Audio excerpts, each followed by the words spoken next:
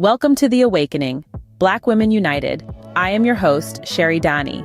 Subscribe, share, like, comment, and hit the notification bell so you know every time I upload a new video. Today I am speaking on the Black community's hypocrisy and blackmail worship. We degrade the female rapper Sexxy and say she is causing harm to the Black community, but allow Black men to cry and whine over the '94 crime bill. I do not listen to Sexxy Red's music. If you don't like her music, you can turn it off and not allow your children to listen to it. But if you were Black and poor in the 1990s, Black men destroyed our communities by selling crack, gang-banging, creating crack babies, and getting grandmother's house seized in drug raids. I argue that the '94 crime bill was needed. Yes, the US government had a hand in crack being in Black communities. Black men did not have to sell it in their communities, and sold crack to pregnant women, causing much more harm to the Black community than Sexxy Red ever can. Our journey begins with the rise of Ricky Donnell, Freeway Rick Ross, a man who, back in the early to mid-'80s, established a drug empire in Los Angeles, California. Ross, an author and former drug lord, started his illicit career as a teenager in 1979 when he first laid his eyes on crack cocaine. He didn't believe it was a drug because it appeared different from what he was accustomed to. Little did he know, this substance would become the cornerstone of his empire. The nickname Freeway was born out of Ross's property holdings along Los Angeles Interstate 110, also known as the Harbor Freeway. Between 1982 and 1989, Ross bought and resold several metric tons of cocaine, amassing gross revenue more than $900 million, equivalent to $2.7 billion today. The profits? Almost $300 million. At the height of his drug dealings, Ross was said to have sold $3 million worth of cocaine in one day alone.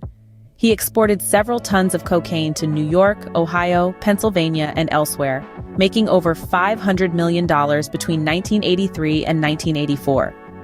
Yet, in 1996, Ross was sentenced to life imprisonment under the Three Strikes Law after being convicted for purchasing more than 100 kilograms of cocaine from a federal agent in a sting operation. His sentence, however, was shortened on appeal, and Ross was released in 2009.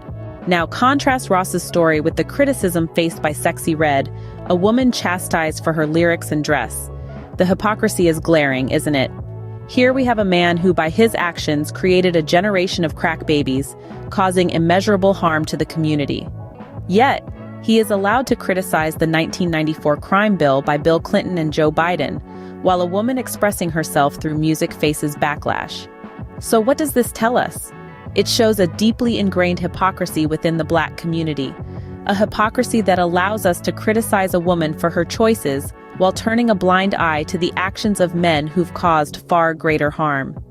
The time has come for the Black community to address this hypocrisy, to stop judging women harshly for their choices while letting men off the hook for their actions. It is a call to action, a plea for fairness and equality.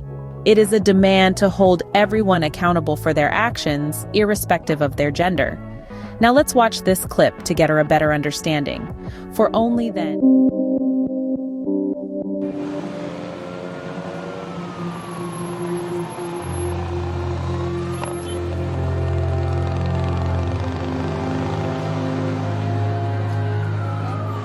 It's the streets, Chicago, man. It's a slave state, man. The United States is a slave state. How you think most of us got here, you know? They don't give us no jobs. You know, they send us to jail, put X's on our backs. Every day we do things that we don't want to do, but we have to do it to survive. You know what I mean? It's all set up for destruction, man. You know what I mean? Exactly. That's it. It's all set up for destruction, man. 90% of our fathers went there for us. They probably was on dope or ran off with somebody else. School only took us so far, and it was all on us after that. Either you had a wicked jump shot or you sling crack rock. That was our choices right there. Only positive thing you can do is try to take care of your kids. That's the only thing that'll make you a man out here.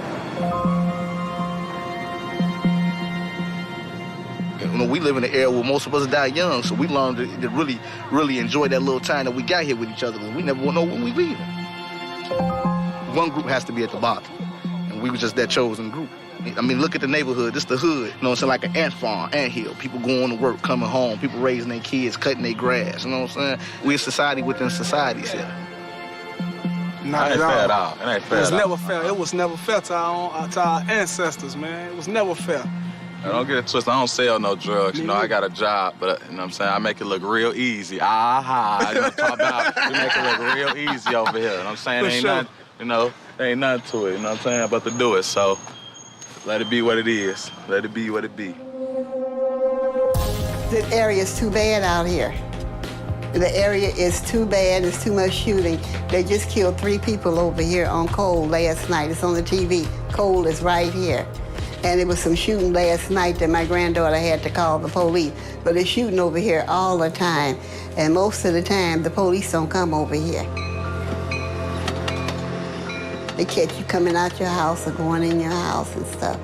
It's just silly and ignorant to me. You know, they divide up the city. The gangs and the drug dealer. And if they thinking you making a little bit more than they want to come over here, and then if you say no, then that's where the shooting and the killing, you know, it starts. It's all over. It's all over. So, and they just don't stop, and it's just all over money and power.